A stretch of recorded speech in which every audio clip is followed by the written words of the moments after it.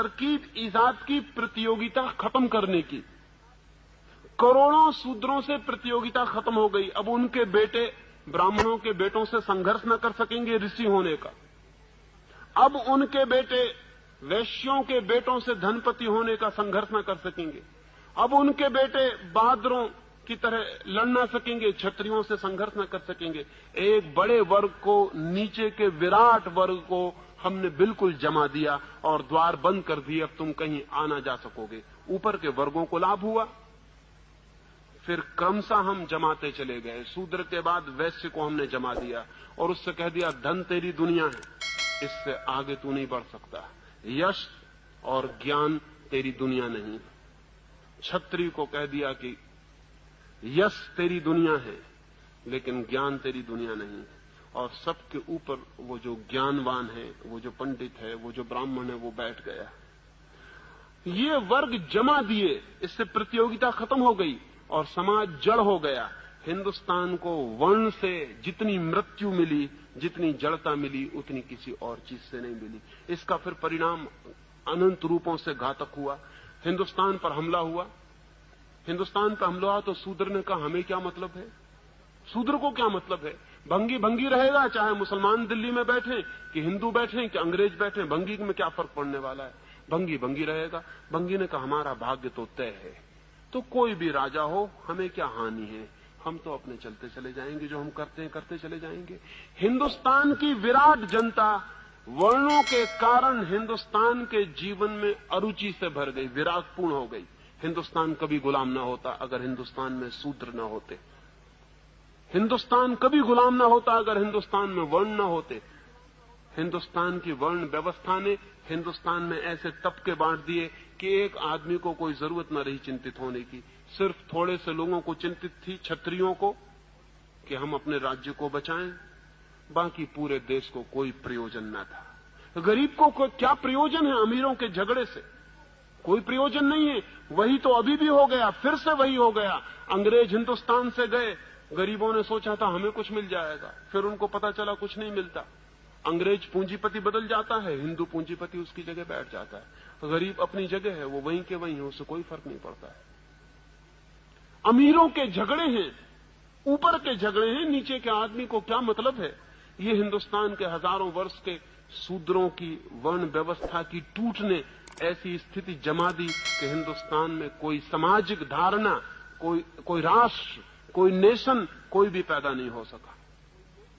लेकिन जो लोग इनके विरोध में खड़े हैं वो भी मौलिक आधारों के विरोध में नहीं है। गांधी जी चाहते थे कि अछूत मिट जाए, लेकिन गांधी जी कर्म के सिद्धांत के संबंध में एक शब्द विरोध में नहीं बोले। और शायद आपको ख्याल में भी ना हो कि हिंदुओं ने जो व्यवस्था की है, हिंदुओं का दिमाग इतना सिस्टम मेकर रहा है, उन्होंने इतनी व्यवस्था की है सिद्धांतों की। सिद्धांतों के मुकाबले सिद्धांत बनाने के लिए हमसे बढ़िया लोग दुनिया में खोजने मुश्किल है। हम ऐसे गजब के सिद्धांत बनाते हैं, हम इतने कुशल हैं सिद्धांत बनाने में कि जिसका कोई हिसाब नहीं। सूत्र हमने ऐसे ही खड़ा नहीं कर दिया, हमने पूरी मनोवैज्ञानिक दार्शनिक पृष्ठभूमि बनाई। हमारा कहना यह है कि जो आदमी जैसे कर्म करता है वैसा उसे जन्म मिलता है। शूद्र वे हैं जिन्होंने पाप किए, वो शूद्र वर्ग में पैदा होते हैं। ब्राह्मण वे हैं जिन्होंने पुण्य किए हैं, वो ब्राह्मण वर्ग में पैदा होते हैं। पिछले जन्मों में जिन्होंने जैसे कर्म किए हैं उनके 4 विभाजन, और उन 4 विभाजनों में लोग पैदा होते हैं। इसलिए शूद्र भी बेचारा राजी हो गया, उसने कोई बगावत नहीं की। उसने कहा कि ठीक है, हमने पिछले जन्म में बुरे कर्म किए होंगे इसलिए हम शूद्र हो गए हैं, अब अच्छे कर्म करेंगे तो अगले जन्म में ब्राह्मण हो जाएंगे। अगले जन्म की आशा में वो आज शूद्र होने को राजी हो गया। हिंदुस्तान का शूद्र राजी है, अगले जन्म की प्रतीक्षा कर रहा है। और हिंदुस्तान का दिमाग बेईमान है, जिसको भी राजी करवाना हो उसे अगले जन्म का प्रलोभन दे दो, वो राजी हो जाता है। जब तक ये कर्म की विचार सरणी न टूटे और जब तक हम इसकी पुनर्व्याख्या न करें, तब तक शूद्र को मुक्त होना बहुत मुश्किल मामला है। और बड़ा मजा तो यह है कि जिससे उसे मुक्त होना है वो उसी से बंधने की पूरी कोशिश कर रहा है। विनोबा जी या गांधी जी उसको उन्हीं मंदिरों में ले जाने के लिए प्रवेश दिलवा रहे हैं जिन मंदिरों से उसे मुक्त होना चाहिए। ये बड़े मजे की बात है। जिन हिंदू पुरोहितों से मुक्त होना है, गांधी जी और विनोबा जी कह रहे हैं कि उन मंदिरों में शूद्र का प्रवेश होना चाहिए। ये बड़ी क्रांति की बात है कि मंदिर में शूद्र का प्रवेश हो। किसके मंदिर में? उसी मंदिर में जिसने उसे शूद्र बनाया, उन्हीं पुरोहितों के मंदिर में जिनने उसको हजारों वर्षों तक पीड़ित किया और शोषित किया।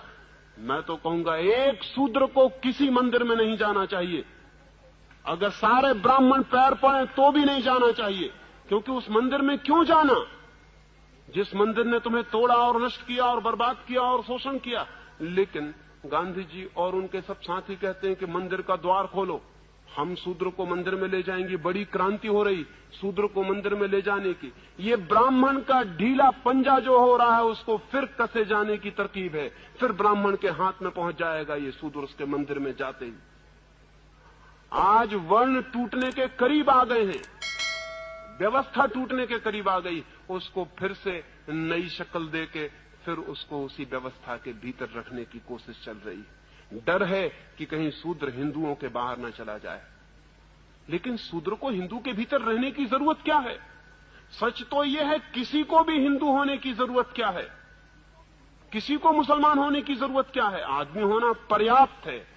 और जिसको आदमी होना पर्याप्त नहीं मालूम होता वो हिंदू या मुसलमान होने से कुछ और विकसित नहीं हो जाएगा।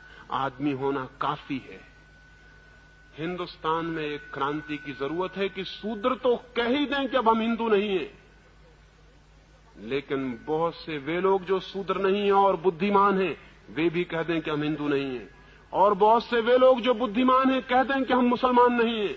बहुत से वे लोग जो बुद्धिमान हैं कह दें कि हम जैन और ईसाई नहीं हैं, हम आदमी हैं। और अगर हमें खोज लगनी है सत्य की, अगर हमें प्रभु को खोजना है तो हम खोजेंगे, लेकिन हिंदू के मंदिर में नहीं, मुसलमान के मंदिर में नहीं। इतनी बड़ी दुनिया उसका मंदिर है, हम यहीं खोजेंगे। हम क्यों किसी मंदिर की बंद दीवारों के भीतर जाएं? इतना विराट मंदिर है उसका, हम इसका दर्शन यहीं करेंगे। लेकिन इसकी हिम्मत शूद्र भी नहीं जुटा पाते।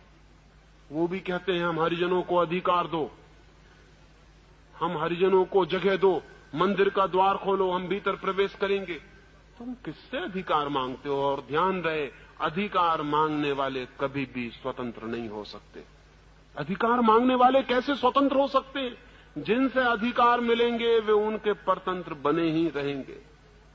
और जिन्होंने हजारों वर्षों तक दिमागी सांचे बना के आदमी को कसा है, वो इतने होशियार हैं कि वो नए सांचे बना लेंगे और फिर कस लेंगे। नहीं, सब जाल तोड़ के बाहर आने की जरूरत है। किसी हिंदू मंदिर में किसी शूद्र को जाने की जरूरत नहीं, और किसी शूद्र को अपने को हरिजन कहने की जरूरत नहीं। आदमी कहना काफी है। तो मुझसे मत पूछें कि मैं हरिजन के घर में क्यों नहीं ठहरता। मैं घर में ठहरता हूं, हरिजन और गैर हरिजन से मुझे कोई मतलब नहीं। आप आ जाएं, मुझसे कहें कि चले मेरे घर, वहां मैं ठहर जाऊंगा। लेकिन अगर जरा भी आपको भ्रम हो और आप प्रचार करें कि हरिजन के घर में ठहरा हूं, तो ऐसे पागलपन में मैं नहीं जाने को राजी होऊंगा। ये पागल घर है, आदमी का घर होता है। मैं मेहमान बन सकता हूं आदमी का, हरिजन वगैरह से मुझे कोई मतलब नहीं है। हजार कारण हो सकते हैं, लेकिन एक ही कारण काफी है।